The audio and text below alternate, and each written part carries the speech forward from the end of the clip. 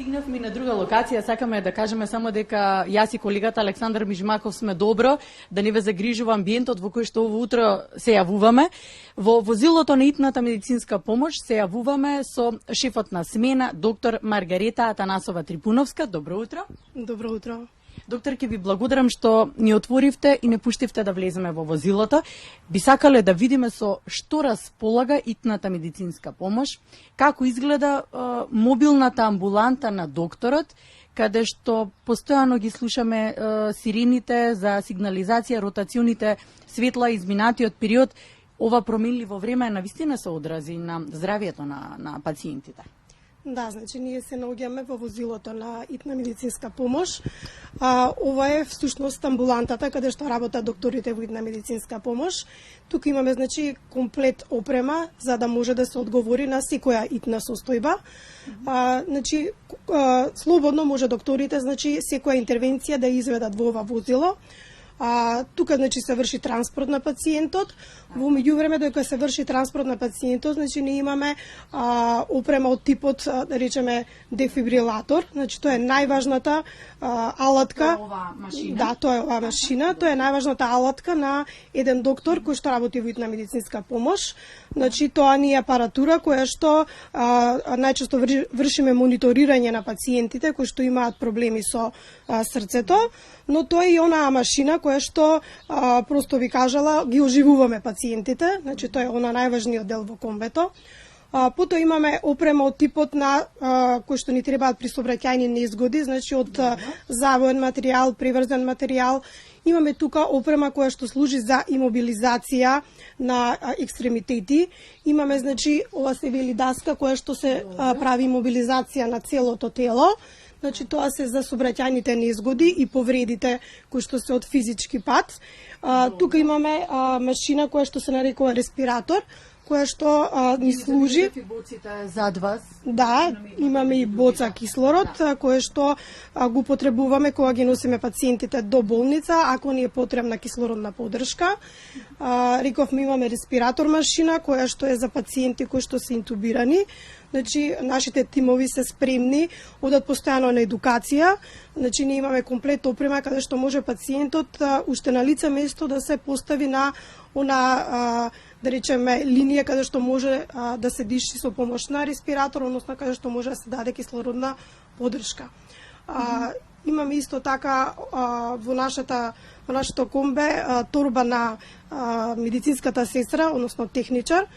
Тоа е ова коферче, тука црно, така колегата ќе ни помогне. Што се има во коферчето, торбата која што медицинската сестра го носи? Да, тоа е торбата на медицинската сестра, значи тука ја имаме комплетната терапија која што ни е потребна за да одговориме на здравствената состојба на пациентот. Значи таму имаме ампуларна терапија, ние работиме само со ампуларна терапија, тој тип на терапија.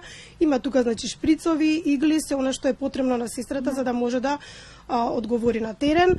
И имаме лекарска торба, во лекарската торба значи се наоѓа апарат за мерење на притисок, докторите се носат со себе пулсоксиметри, значи тоа е она во последно време што го користиме доста за мерење на сатурација, нели од ковид пандемијата почнавме и веќе тој параметар да го мериме кај пациентите. Значи имаме една комплетна опременост, можам да кажам една амбуланта која што се движи и каде што можеме на секое место да отидеме и да одговориме. Кога сме веќе кај амбулантното возило, кога да забележиме дека е интервенцијата од прв степен?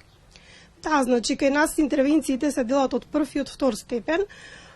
Првиот степен тоа се итните интервенции, каде што се работи за состојби каде немаме многу простор да губиме, тоа се минути во прашање, понекогаш и секунди.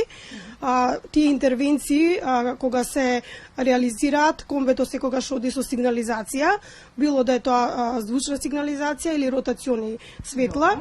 Најчесто апелирам преку ден на нашите возила идат со звучна сигнализација и апелирам до граѓаните кога го слушнат тој звук на сирена да може да направат пат на нашите возила, затоа што да се помине, затоа што знаете како велиме ние, се додека сирената работи, значи некој живот се спасува, значи уште имаме шанси да спасиме нечи живот. Така, кажете ми, како помине изминатото деноноќе? Имате пред вас листата на повицини интервенции? Да, изминатиот период имаме едно благо покачување на интервенциите во итната медицинска помош. Значи, имаме сега период кога настанува покачување на температурите. Имаме доста голема разлика на ноќните со денските температури. Како резултат на тоа, значи, овој период од годината, најчест тип на интервенции од кои што ги имаме се колапсите, значи изминатото деноноќе, да речеме имавме 4 колапси, кои што тоа се колапси на јавно место, значи имаме во кола, например, се случил некој колапс, имаме на работно место, имаме на улица, значи се случува и на улица да колабираат луѓето. Имаме паднат од велосипед, значи веќе сега почнува да се движат луѓето со велосипеди, имаме и паднат од тротинет повреден. Значи треба да се внимава на сите учесници во сообраќајот, значи и возилата, но и тротинетите, велосипедите треба да ги почитуваат сообраќајните правила, бидејќи имаме доста често повреди, а особено од тротинет ни се многу тешки повреди, значи се случува одат без заштита, значи граѓаните ги возат тротинетите и се случуваат тешки повреди. Потоа имаме сообраќајни незгоди, значи имаме 3 сообраќајни незгоди за 24 часа. Можам да кажам дека бројката на сообраќајни незгоди секој ден, секој деноноќе е доста голема, значи се случува 3 до 4 за 24 часа, тоа е доста голема бројка за сообраќајни незгоди. Се од вкупниот број на интервенции, значи имаме 99 за ова деноноќе, од кои што 33 биле од прв степен на итност, 54 се одложени интервенции.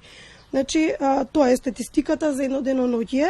Значи, во принцип, бројката се движи од 80 до 100 интервенции за едно деноноќе. Докторке, вие покривате многу голема територија, не само територијата на градот Скопје, туку се и приградските населби, села, тоа е голема територија. Како сте екипирани, со колку персонал располага итната медицинска помош? Ова го прашувам во контекст на тоа дека треба да бидеме совесни како граѓани. Пред се споминавте дека секунди се во прашање за спасување на човечки живот, треба да оставиме простор онаму каде што е најпотребна помошта да стигне. Во контекст на тоа и како подпрашање нека биде зашто се треба да се јавиме во итната медицинска помош? Да, како што кажавте, овдека ние се наоѓаме значи во седиштето на итна медицинска помош, ние нарекуваме базата. Да. Од тука значи тргнуваат сите возила на почеток на смената. Имаме пунктовите, намената на пунктовите е да може побрзо да се стигне до местото каде што е интервенцијата.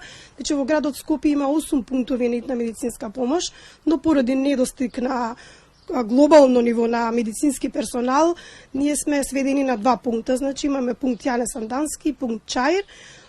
Само на тие пунктови се оди извесен период. Работиме со 7 до 8 екипи за една смена, значи за 12 часа. Понекогаш во ноќните часови имаме и до 6 возила.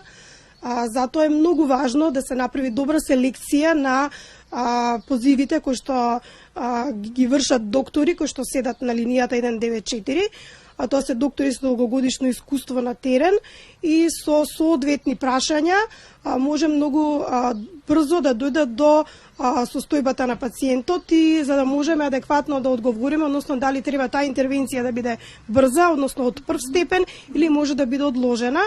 Во тој контекст би сакала да апелирам исто до граѓаните да сите оние прашања кои што може да ги добијат и од своите матични лекари за совети, да речеме, за регулирање на крвен притисок, за температура, за кашлица, да не ја користат линијата 194, бидејќи знаете во тој момент можеби некој има сообраќајна незгода или имаме наградна болка која што има тенденција да премине во инфаркт, нели? Потоа мозочните удари, исто така се интервенции кои што ги врши итната медицинска помош и таму треба брзо да се реагира, така да на тие луѓе сме им попотребни, затоа апелирам да се користи линијата баш за оние состојби каде што треба да се интервенира на лице место. Се надевам дека ова допре до граѓаните, едноставно ќе бидеме одговорни едни кон други, со оглед на тоа дека постојано имаме промена на температурите. Хронично болните посекако ќе се ја почувствуваат, но нема граѓанин кој што не ја почувствува оваа промена на температурите. Ваша препорака и така да го заокружиме разговорот. Секако, како што рековте, хроничните пациенти ние секогаш апелираме да ја земаат редовно својата терапија, која што е препишана од нивните матични лекари, нивните специјалисти. Со самото тоа ќе ни помогнат и на нас да не настане влошување на хроничната состојба. Сите останати граѓани, значи треба да го почитуваат они здрав начин на живот, што подразбираме, значи да се користат овој период доста суплементи од типот на витамини, значи малку да се покачи имунитетот. Веќе имаме поголем ден, повеќе сонце, да се користи сонцето, значи блага физичка активност секој ден и сонот е нешто најважно, значи за добро здравје. Ви благодарам, докторке. Ви посакувам лесна работа. Се надевам дека ние пред се како граѓани одговорно ќе придонесеме да ви биде полесна работата. Се гледаме, се разбира, во друга прилика и уште еднаш благодариме што ни отворивте амбулантното возило, ни ги отворивте вратите да можеме да видиме како изгледа и едноставно како изгледа една мобилна амбуланта на итната медицинска помош. Благодарам. И благодарам и на вас што одвоивте време да покажеме како изгледа едно амбулантно возило.